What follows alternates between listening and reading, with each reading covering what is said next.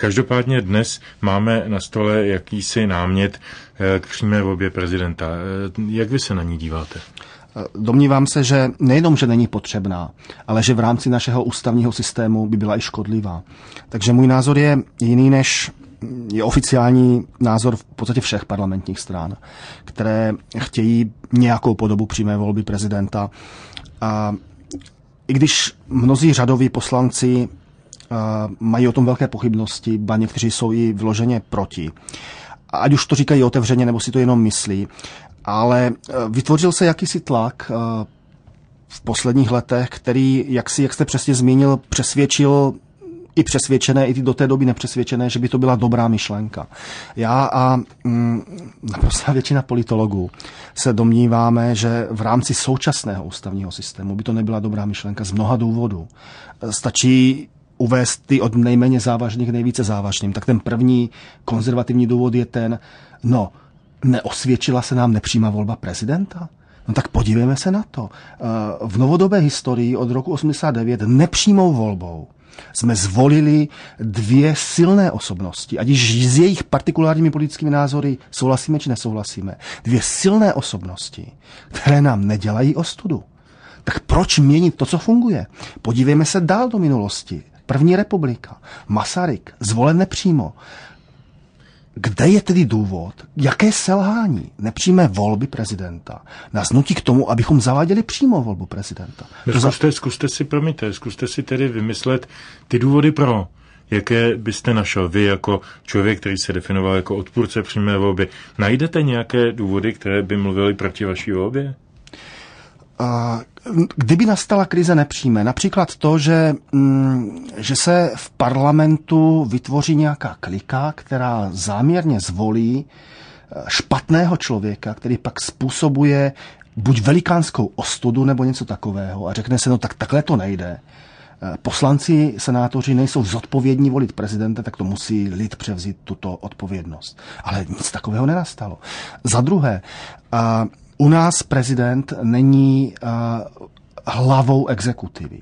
U nás exekutiva je rozdělená mezi vládu a prezidenta, přičemž ten dennodenní výkon v normálním stavu, ne ve výjimečném stavu, ve výjimečném stavu role prezidenta dramaticky stoupá.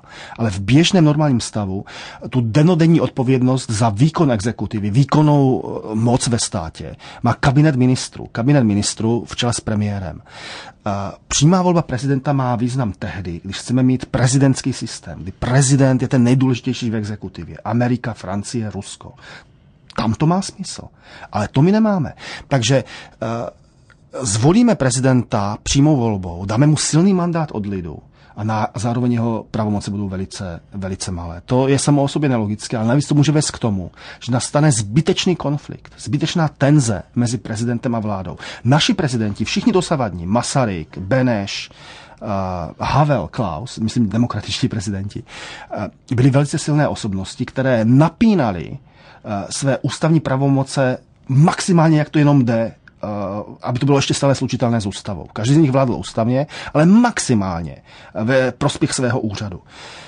Myslím si, že tato tradice je u nás velice silná a kdybychom volili prezidenta přímo, tak by bylo ve velice silném pokušení ty limity ústavy překračovat a to by nedělalo dobrotu. No a konečně poslední dva argumenty. Bylo by to strašně drahé. My nejsme zemí, která má deficit voleb. My volíme často. Volíme sněmovnu minimálně každé 4 roky, když jsou předčasné volby i dřív. Volíme senát nebo část senátu každé 2 roky. Máme krajské volby. To znamená, občané u nás můžou kontinuálně v čase, minimálně každé 2 roky, někdy častěji, svůj názor vyjádřit a vyslat signál politickému establishmentu. Protestně hlasovat ve prospěch těch, kdo jsou u moci. Prostě vysílat signál. Takže my nejsme zemí, kde se volí jednou za čas. Proč prezidentská volba s prezidentem, který má reprezentovat všechny občany, by měla být dalším enormním nákladem. No a ten poslední důvod je ten, že u nás v našem systému má prezident reprezentovat všechny. A ti, kdo čekají, že přímá volba by nějak zjednotila národ, tak trpí iluzí. Naopak, ta by národ rozštěpila. Rozštěpila by na ne nutně 2 stejně veliké, ale přibližně veliké tábory. A trvalo by chvíli, než by ta poražená část národa toho přímo zvoleného akceptovala. Navíc ten prezident by se stal mnohem více stranickým. Je iluzí, že by prezidentská volba přímá nebyla stranickou volbou. Samozřejmě strany by měly svá želízka v ohni.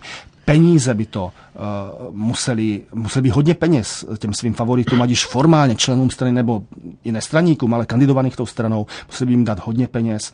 No a pochopitelně tím pádem by enormně stoupl vliv.